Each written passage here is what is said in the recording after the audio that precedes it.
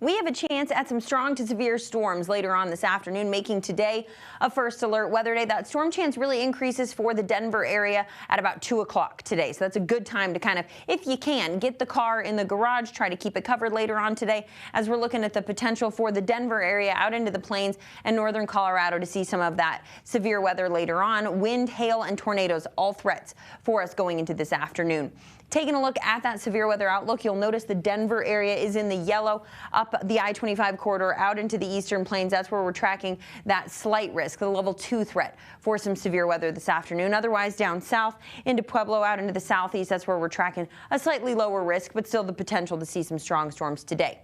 As we head out this afternoon, around lunchtime, maybe a few spotty showers.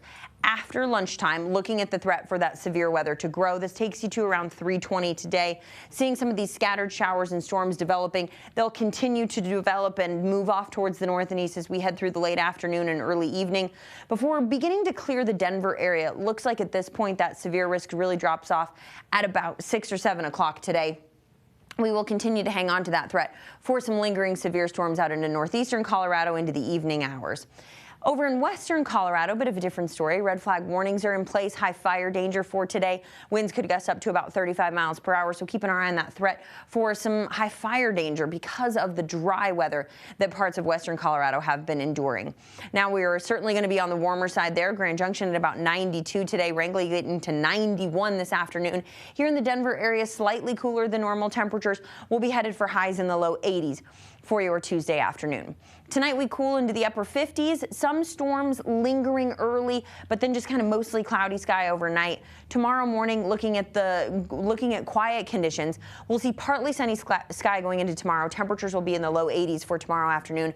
More storm chances move into the forecast tomorrow, but the severe risk stays situated up into the northeastern corner of the state. So the Denver area not expecting severe weather, just kind of those garden variety thunderstorms going into tomorrow afternoon. Looking at radar here, taking you in, Futurecast radar taking you into tomorrow.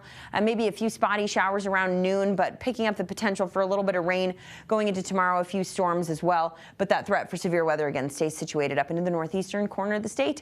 By Thursday, we're going to see our temperatures increase and that threat for some isolated storms start to drop. Maybe a few storms possible Thursday afternoon, but we'll head toward pretty near normal highs on Thursday.